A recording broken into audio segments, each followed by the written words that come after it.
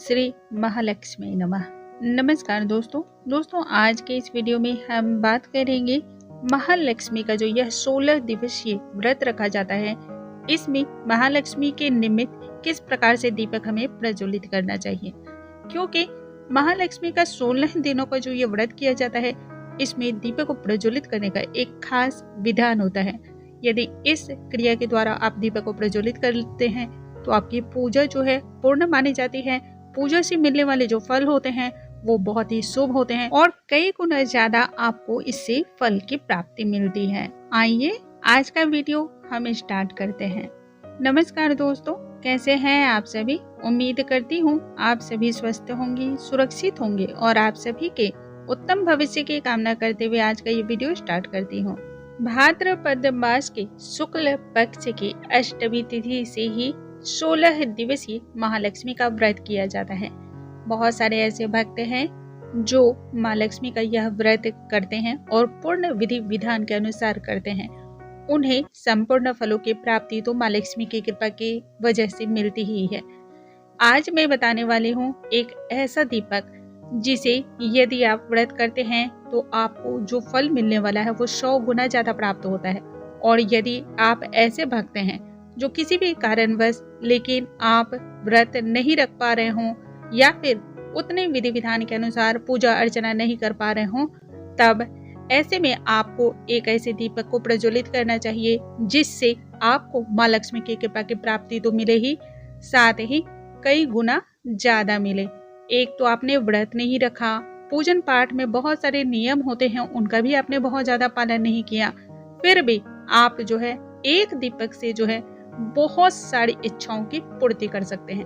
वह कैसे और किस प्रकार से हमें दीपक लगाना है, दीपक में कौन कौन सी बातों का ध्यान रखना है, उन सभी के बारे में आज के इस वीडियो में हम बात करने वाले हैं। दोस्तों, इसके लिए आपने जहाँ पर भी माता रानी की पूजा करने का व्यवस्था कर रखा है, जो चौकी आप माता रानी के लिए बैठा रहे हैं, ठीक वहीं पर फर्श पर आपको एक चौका लगाना है।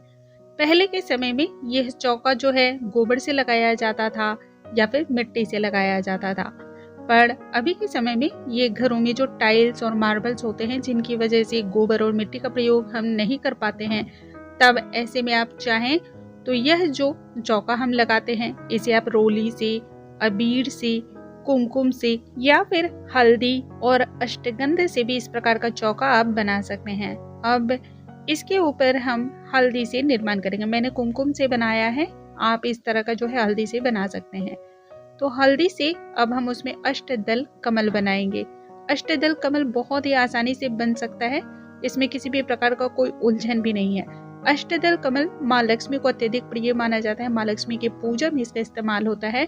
और यदि आपने कुछ नहीं भी किया है लेकिन अष्टदल कमल बनाकर माँ लक्ष्मी को उस पर स्थापित भी कर दिया है तो भी माँ लक्ष्मी आपकी पूजा से प्रसन्न होती हैं। अब हम इस प्रकार से अष्टदल कमल बना लेंगे।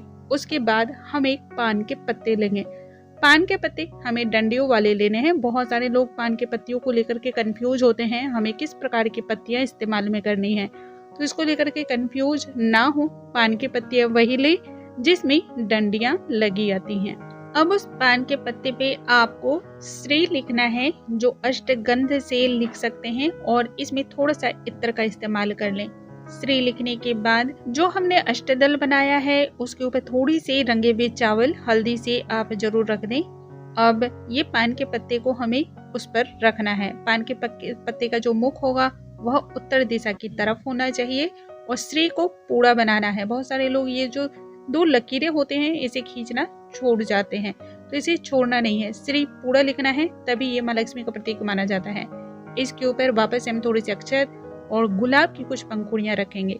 अब हम दीपक को तैयार कर लेंगे। तो मैंने मिट्टी के दीपक लिए हैं, एक बड़ा दीपक लिया है और 15 छोटे दीपक लिए हैं। महालक्ष्मी की पूजा में 16 की संख्या का बहुत ज्यादा महत्व होता है।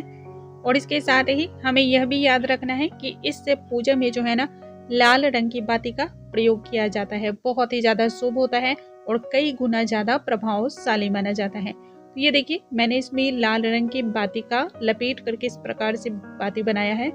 इसी प्रकार से आपको भी सारी बातियां बना लेनी है, दीपक तैयार कर लेना है। प्रत्येक दीपक में आपको थोड़े थोड़े शक्कर डालने हैं और दीपक की पूजन पहले ही कर लेनी है।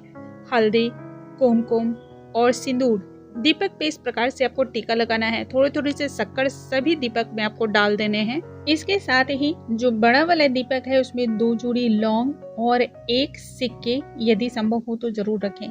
जैसे कि मैं सिक्के उसमें नहीं डाल पाई तो मैंने 2 जोड़ी लौंग और 1 कपूर डाला है। यह आपकी इच्छा पर है कि आप किन चीजों को प्राप्त करना चाहती हैं। माँ लक्ष्मी से यदि धन की प्राप्ति आप चाहते हो तो आप उसमें 2 लौंग के साथ 1 सिक्का रख सकते हैं। यदि आप माँ लक्ष्मी से धन के साथ ही ऐश्वर्य और सुख समृद्धि की चाहत रखते हो तो उसमें थोड़ा सा इत्र डालें। जैसे मैंने थोड़ा सा इत्र भी बड़े वाले दीपक में डाला है। यह बड़ा वाला दीपक संध्या के समय पूजा में मैं जलाऊंगी और इसे संपूर्ण रात्रि तक मैं जलाए रखूंगी, यानी कि सुबह जब ब्रह्म मुहूर्त होता है तब तक जरूर जलना चाहिए। बाकी जो ये छोटे छोटे दीपक है इन्हें घर के अलग अलग स्थान पे रखूंगी। देखिए इसमें जो दीपक हम जलाते हैं ना, इसे घर के बाहर नहीं रखा जाता है। मुख्य द्वार पे आप दोनों तरफ रख लें। मुख्य दरवाजे पर आपको 2 रखने हैं दीपक। रसोई घर में रखा जाता है, जहाँ पे पानी का स्नान होता है वहां पे रखा जाता है। जहाँ पे आप कचरा रखते हैं वहां पे 1 दीपक रखा जाता है। इसके साथ ही घर के मंदिर में रखें। तुलसी जी के जहाँ पे आपने पौधे लगाए वहां पर रखें। शमी का पौधा जहाँ पे आपने रखा है वहां पर 1 दीपक लगाएं और इसके साथ ही केले के पौधे के पास ये दीपक लगाया जाता है। तो इस प्रकार से आपको जो भी पवित्र जगहें होती हैं, घर में जो भी पवित्र स्थान होते हैं, उन सभी जगहों पर जो है यह दीपक लगाए जाते हैं। और जो बड़ा वाला दीपक होता है इसका मुख उत्तर दिशा की तरफ करके और माँ लक्ष्मी के सामने प्रज्वलित करना होता है। यह दीपक मैं रात्रि में ही प्रज्वलित करती हूँ, क्योंकि रात्रि में माँ लक्ष्मी का पूजन जो है ज्यादा फलित होता है, ज्यादा आपको इससे पुण्य और फल दोनों ही प्राप्त होते हैं। दूसरा बात है कि जब आप दीपक को तैयार कर रहे हो उस समय महालक्ष्मी के मंत्रों का जरूर जाप करें, या फिर महालक्ष्मी की जो स्तुति है, महालक्ष्मी के जो चालीसा है उनका पाठ जरूर करना चाहिए। इससे और भी ज्यादा प्रभावशाली होता है। अब एक चीज और याद रखेंगे दोस्तों, जब आप पूजा करने बैठे तो आपका मुख जो है वह उत्तर दिशा की तरफ ही होना चाहिए। महालक्ष्मी व्रत में, महालक्ष्मी के पूजन में इस प्रकार से दीपक जला के देखें, अनेक फायदे आपको मिलने वाले हैं और इसके चमत्कार को आप स्वयं भी महसूस कर सकते हैं। दोस्तों मुझे उम्मीद है आज की ये जानकारी आप सभी को बहुत अधिक पसंद आई होंगी। ऐसी और भी जानकारियों के लिए हमारे चैनल पे बने रहें। अगले वीडियो में हम एक नई जानकारी के साथ फिर से मिलेंगे। तब तक के लिए नमस्कार दोस्तों।